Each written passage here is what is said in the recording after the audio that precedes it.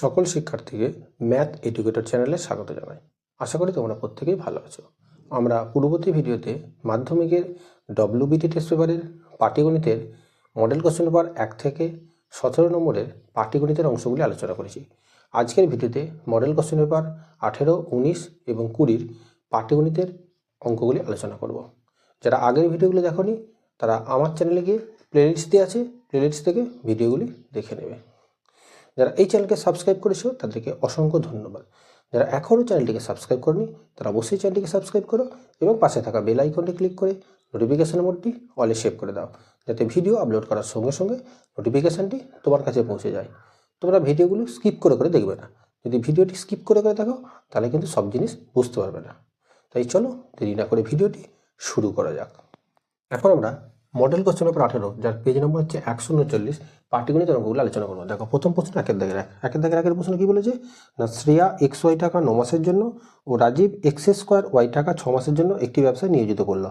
তাদের ভিতর লভ্যাংশ যে অনুপাতে বণ্টিত হবে তা হলো, তাহলে শ্রেয়ার XY টাকা ছিল, সেটা 9 মাসের জন্য কেটেছে, অর্থাৎ XY × 9।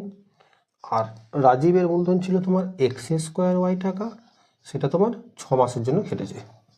দেখো, এখান থেকে তোমরা এই y কেটে দিতে পারো, এখান থেকে একটা x, এই X² একটা x কেটে দাও, এখানে 3 3 9 3 2 6, অর্থাৎ তোমার অনুপাতটা দাঁড়ালো 3:2x। এই অনুপাতে তাদের লভ্যাংশ বণ্টিত হবে, যেটা তোমার আছে অপশান বি এর মধ্যে। এবার আসি 2 দাগের 1 প্রশ্নটা। দেখো, 2 দাগের 1 প্রশ্ন শূন্যস্থান পূরণ কি বলেছে, 100 টাকার x বছরে x% হারে সুদ কত টাকা হবে তোমাকে নির্ণয় করতে হবে বলেছে। তাহলে এখানে তোমার পি অর্থাৎ আসল বলে দেওয়া আছে তোমার 100 টাকা, বার্ষিক সুদের হার অর্থাৎ আর এটা সমান বলে দিয়েছে তোমার x%, সময় টি এটা সমান বলে দিয়েছে তোমার x বছর। আমরা সরল সুদের সূত্র কি জানি না, I = P/100। তাহলে এখান থেকে তোমরা যদি মানগুলো বসিয়ে দাও, পি এর জায়গায় 100 বসাও, আর হচ্ছে x, টিও x/100, এই 100 কেটে দাও। এখান থেকে I অর্থাৎ মোট সুদ তোমার কত আসছে, x গুণ করলে আসছে তোমার x², এটা তোমার উত্তর। এবার আসি 3 দাগের 1 অঙ্কটা। দেখো, 3 দাগের একটা সত্য মিথ্যা কি বলেছে, বার্ষিক 10% হারে 100 টাকার 1 বছরের সরল সুদ ও চক্রবৃদ্ধি সুদের পার্থক্য 1 টাকা হবে। এই বিবৃতিটা তোমার মিথ্যা হবে, কারণ তোমরা মনে রাখবে 1 বছরের ক্ষেত্রে সরল সুদের মান এবং চক্রবৃদ্ধি সুদের মান কি হয়, সমান হয়, তাই তাদের পার্থক্যটা কি হবে, 0 হবে, তাই এই বিবৃতিটা মিথ্যা হবে। এবার আমরা 4 দাগের 1 অঙ্কটা করবো। দেখো, 4 দাগের 1 অঙ্কটা কি বলেছে, এ এবং বি কোনো ব্যবসায় 1050 টাকা লাভ করে যদি এ এর মূলধন 900 টাকা এবং লভ্যাংশ 630 টাকা হয়, তবে বি এর মূলধন কত তোমাকে নির্ণয় করতে বলেছে। তাহলে এখানে এ এর মূলধন তোমার বলে দেওয়া আছে কত,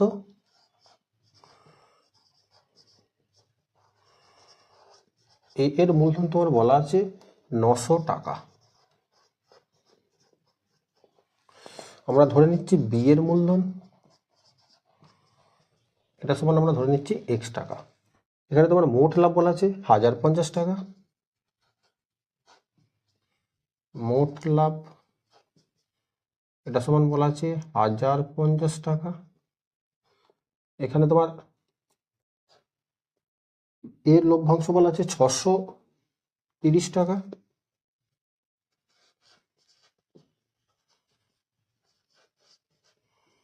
এর লভ্যাংশ বলা আছে তোমার 630 টাকা। বি এর লভ্যাংশ তাহলে কত হবে না, 1050 থেকে 630 বাদ দিয়ে দাও, অর্থাৎ 1050 বিয়োগ 630, এটা তোমার বিয়োগ করলে আসছে 0.2 420 টাকা। যেহেতু কোনো শর্ত উল্লেখ করা নেই, তাই মূলধন অনুপাত এবং লভ্যাংশ অনুপাত কি হবে, সমান হবে। তাহলে এখান থেকে শর্তানুসারে আমরা লিখতে পারি, তাহলে এর মূলধন ছিল তোমার 900 টাকা, অনুপাত চিহ্ন, বি এর মূলধন কত ছিল x টাকা, এর লভ্যাংশ ছিল কত 630 টাকা, বি এর লভ্যাংশ কত আছে তোমার 420 টাকা। এই দুটোর অনুপাত কি হবে, সমান হবে। তাহলে অনুপাতকে তোমরা ভগ্নাংশ করে লিখে নিতে পারো, অর্থাৎ 900/x সমান 630/420। তাহলে এই শূন্য কেটে দাও, এটা 7 দিয়ে কাটাকাটি করো, 7 6 42, 7 9 63, এখানে দেখো 9 100 900 হয়ে যাচ্ছে। তাহলে কোনাকুনি যদি তোমরা গুণ করে দাও তাহলে x সমান কত আসছে 6 100 600। অতএব এখান থেকে আমরা বলতে পারি b এর মূলধন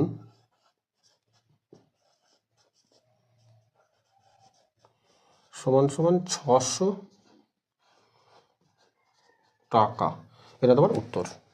4 থেকে 2 অঙ্ক করবো। দেখো 4 থেকে 2 অঙ্কটা কি বলেছে না, সুদ পর্ব 1 বছর হিসাবে অনুমূলধন 3 বছরের চক্রবৃদ্ধিতে 8 গুণ হয়েছে, সুদের হার নির্ণয় করো। তাহলে আমরা এখানে ধরে নিচ্ছি, ধরি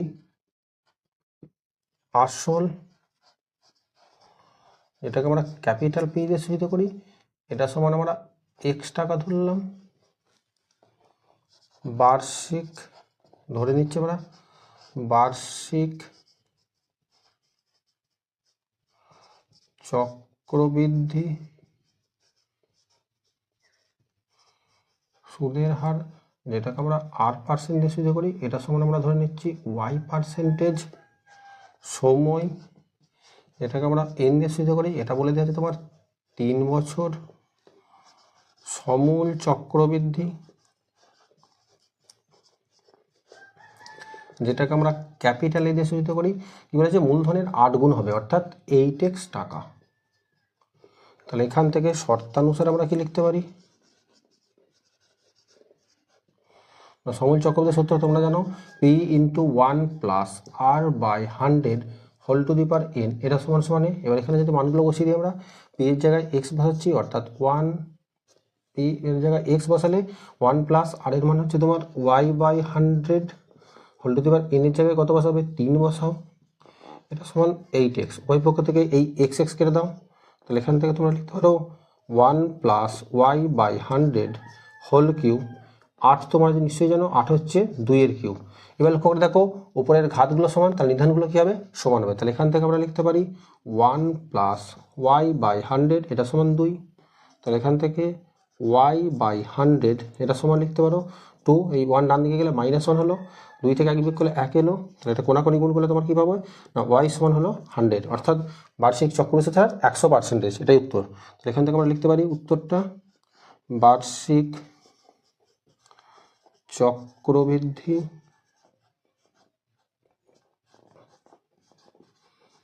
সুদের হার এটা সমান হচ্ছে 100%, এটা তোমার উত্তর। এখন আমরা মডেল কোশ্চেন পেপার 19 যার পেজ নম্বর হচ্ছে 141 পাটিগণিতের অঙ্কগুলো আলোচনা করবো। দেখো প্রথম প্রশ্ন 1 থেকে 1 প্রশ্ন কি বলেছে না, কোনো যৌথ ব্যবসায় অংশীদার এ বি ও সি কিছু মূলধন বিনিয়োগ করে, যদি তাদের বিনিয়োগের সময়ের অনুপাত T1 অনুপাত চিহ্ন T2 অনুপাত চিহ্ন T3 এবং বছরের শেষে লভ্যাংশ অনুপাত A1 অনুপাত চিহ্ন A2 অনুপাত চিহ্ন A3 হয়, তবে তাদের মূলধনের অনুপাত কত হবে। দেখো এখানে তোমাদের লভ্যাংশ অনুপাতটা কত বলা আছে না A1 অনুপাত চিহ্ন A2 অনুপাত চিহ্ন A3, এবং তাদের বিনিয়োগকালের সময়ে অনুপাত কত দেওয়া আছে না T1 অনুপাত চিহ্ন T2 অনুপাত চিহ্ন T3। তাই তোমরা কি করবে মূলধন অনুপাত বের করার জন্য এই লভ্যাংশ অনুপাতকে এই বিনিয়োগকালের অনুপাত দিয়ে ভাগ করে নেবে। তাহলে তোমাদের মূলধন অনুপাতটা কত হবে না A1/T1 অনুপাত চিহ্ন A2/T2 অনুপাত চিহ্ন A3/T3, এটাই তোমার মূলধনের অনুপাত, যেটা তোমার আছে অপশান এ এর মধ্যে।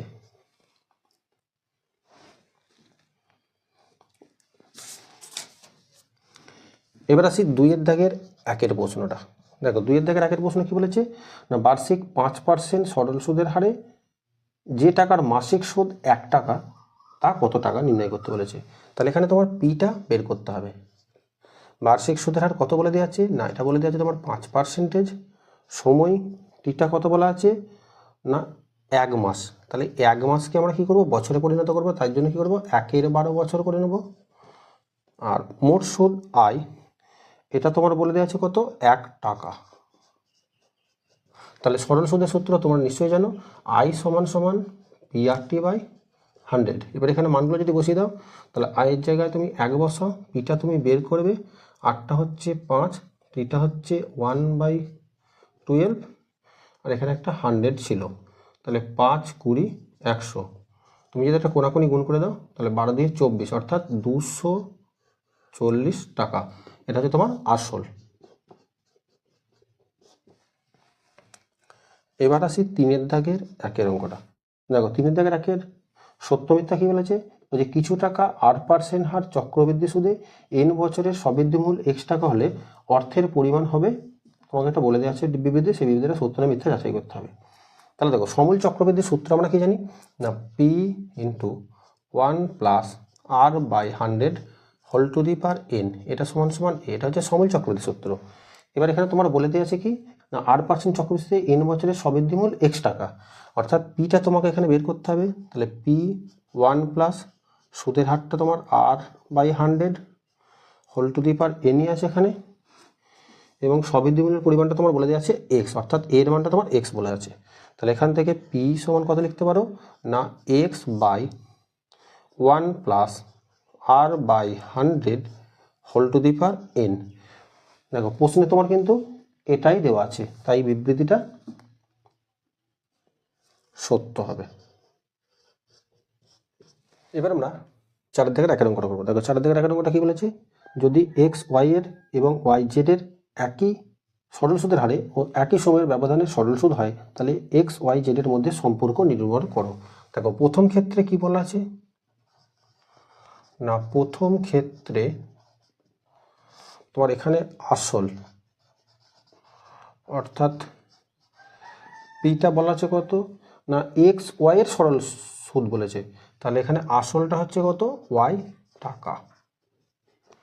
বার্ষিক সরল সুদের হার,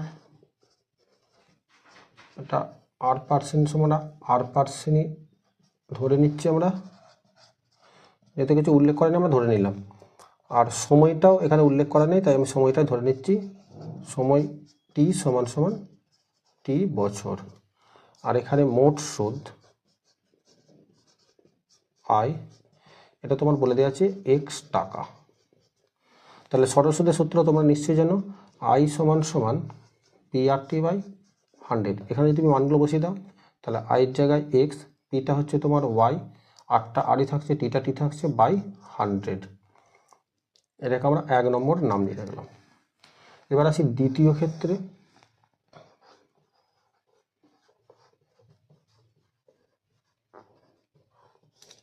দ্বিতীয় ক্ষেত্রে তোমার আসল, দ্বিতীয় ক্ষেত্রে কি বলা আছে না ওয়াই জেড এর সরল সুদ, অর্থাৎ এক্ষেত্রে আসল তোমার বলে দেওয়া আছে জেড টাকা। বার্ষিক সরল সুদের হার আমরা একই ধরে নিচ্ছি, বার্ষিক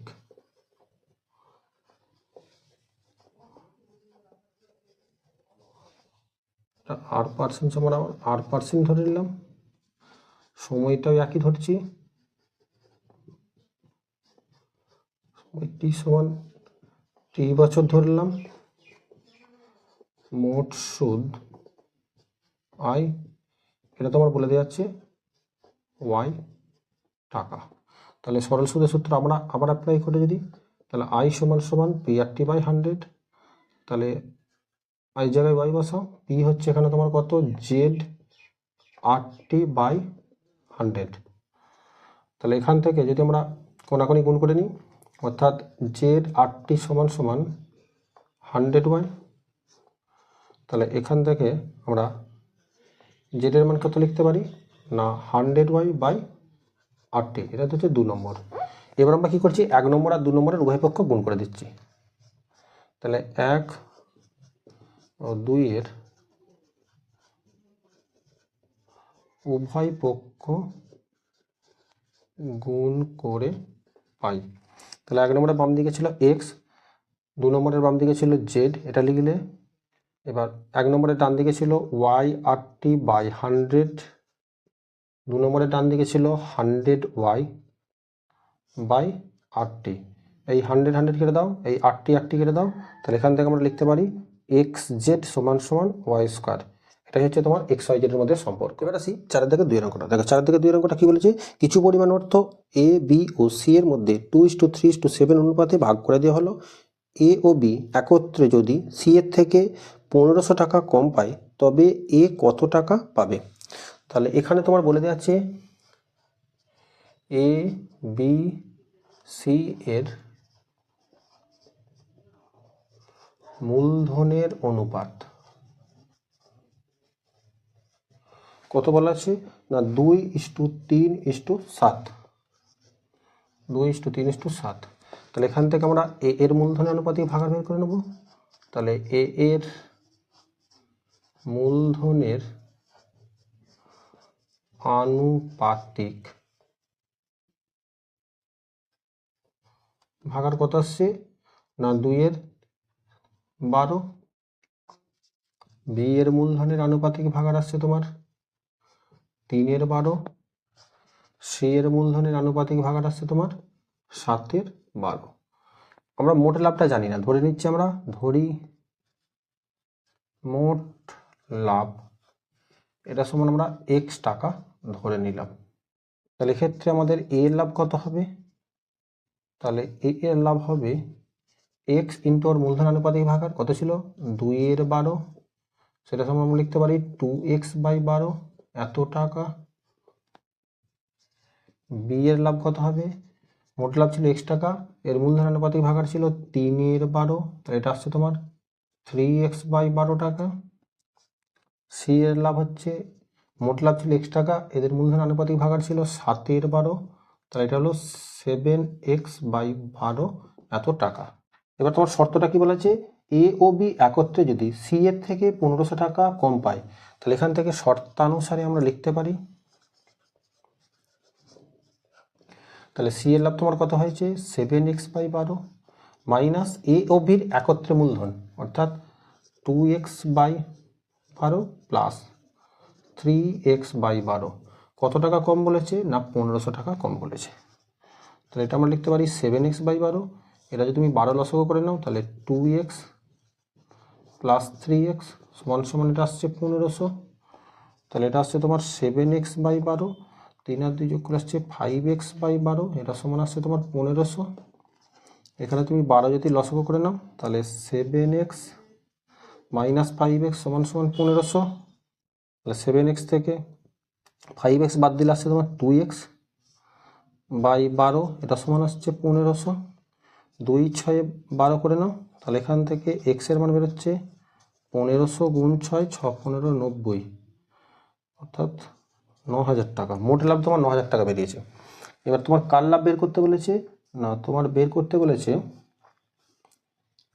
এ কত টাকা পাবে। তাহলে এখান থেকে আমরা বলতে পারি অতএব এ এ লাভ, মোট লাভ ছিল তোমার কত না 9000 টাকা, আর এর মূলধন আনুপাতিক ভাগাড় ছিল কত 2/12। এটা কাটাকাটি করেছে 2 1 2, 2 6 12, 6 15 90, অর্থাৎ এ এর লাভ হলো তোমার কত না 1500 টাকা। এটা তোমার উত্তর। এবার আমরা মডেল কোশ্চেন পেপার করি, যার পেজ নম্বর হচ্ছে 144, পাটিগণিতের অঙ্কগুলো আলোচনা করবো। দেখো প্রথম প্রশ্ন 1 প্রশ্ন কি বলেছে না কোনো মূলধন 10 বছরে দ্বিগুণ হলে বার্ষিক সরল সুদের হার তোমাকে নির্ণয় করতে হবে। দেখো আমরা ধরে নিচ্ছি যদি আসল আমাদের 100 টাকা থাকে তাহলে দ্বিগুণ হচ্ছে, তাহলে এটাকে যদি আমরা 2 দিয়ে গুণ করি কত টাকা হবে না 200 টাকা। এটা হচ্ছে তোমার স্ববৃদ্ধিমূল। এবার তুমি কি করবে না এই 200 থেকে 100 টাকা বাদ দিয়ে দাও, তাহলে 200 থেকে 100 বাদ দিলে কত পাচ্ছ না 100 টাকা। এটা হচ্ছে তোমার কি না মোট সুদ। এটা ক বছরের 100 টাকা হয়েছে না 10 বছরে, তাই তোমরা কি করবে 10 দিয়ে ভাগ করে নাও, তাহলে 10 10 100, অর্থাৎ বার্ষিক সরল সুদের হার তোমার হচ্ছে 10%, যেটা তোমার আছে অপশান বি এর মধ্যে। এটা তোমার উত্তর। এবার আসি 2 দাগের 1 প্রশ্নটা। দেখো 2 দাগের 1 প্রশ্ন কি বলেছে 1 বছরের কোনো মূলধনের সঙ্গে তার সরল সুদের অনুপাত 8:1 হলে বার্ষিক সরল সুদের হার কত তোমাকে নির্ণয় করতে বলেছে। তাহলে এখানে তোমার মূলধন অর্থাৎ পিটা বলে দেওয়া আছে কত, আমরা ধরে নিচ্ছি 8x টাকা। বার্ষিক সরল সুদের হার এটা তোমাকে নির্ণয় করতে হবে। সময় টিটা বলে দেওয়া আছে 1 বছর, আর মোট সুদ আয় এটা তোমার আমরা x টাকা ধরলাম। যেহেতু অনুপাতটা 8:1 ছিল তাই আমরা কি করছি না এটা অনুপাতকে পূর্ণ সংখ্যায় পরিণত করার জন্য একটা অনুপাত ধ্রুবক অর্থাৎ এক্সটা গুণ করলাম।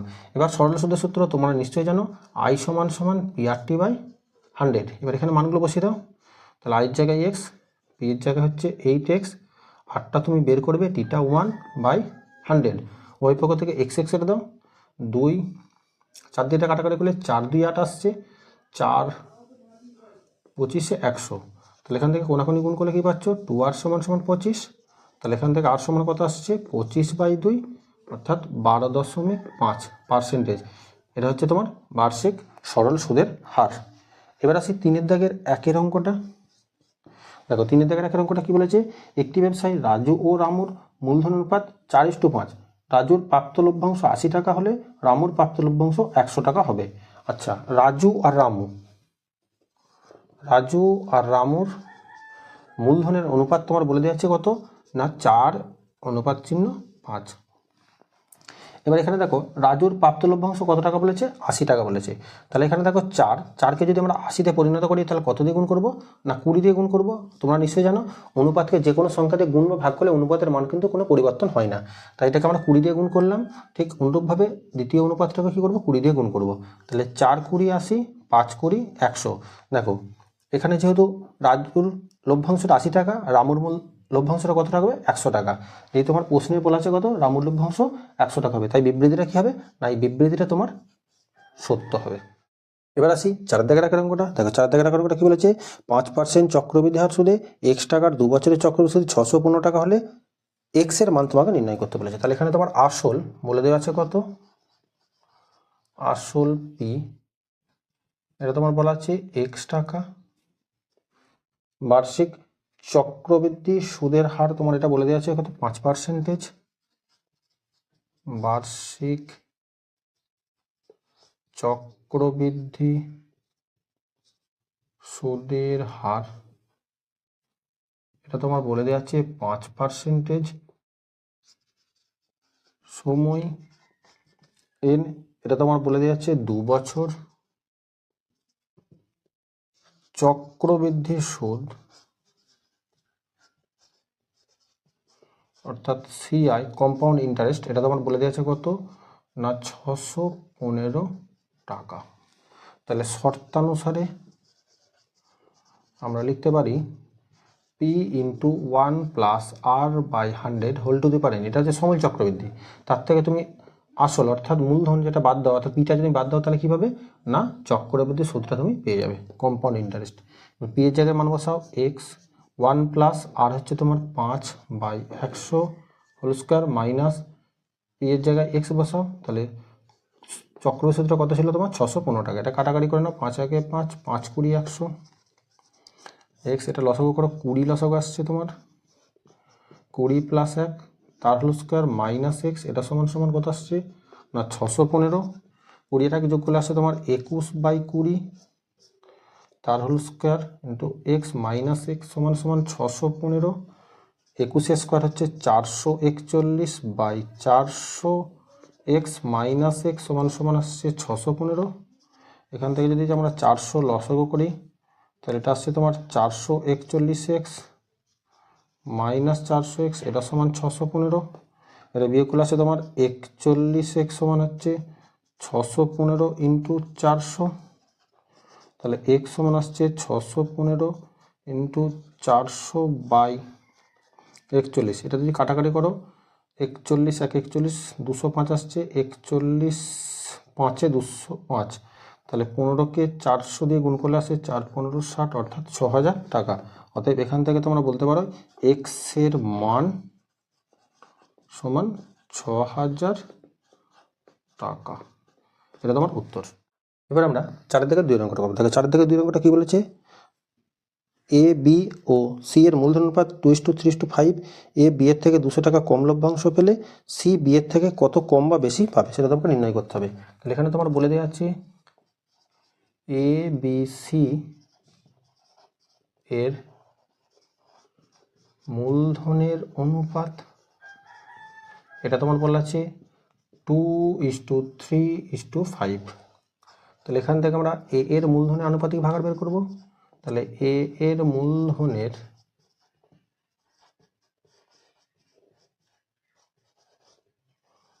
আনুপাতিক ভাগাড় এটা কত আসছে না 2/10। বি এর মূলধনের আনুপাতিক ভাগাড় এটা আসছে তোমার 3/10। সি এর মূলধনের আনুপাতিক ভাগাড় এটা আসছে তোমার 5/10। আমরা ধরে নিচ্ছি মোট লভ্যাংশ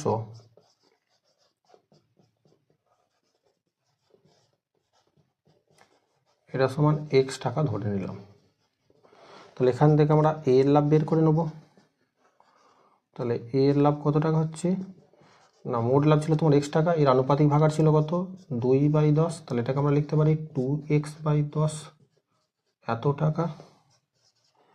বি এর লাভ হচ্ছে মোট লভ্যাংশ এক্স টাকা ছিল, এর আনুপাতিক ভাগার ছিল 3/10 অর্থাৎ 3x/10 টাকা। সি এর লাভ মোট লভ্যাংশ এক্স টাকা, এর আনুপাতিক ভাগার ছিল 5/10 অর্থাৎ 5x/10 টাকা। এবার তোমার শর্তটা কি বলা আছে, না শর্তানুসারে বলেছে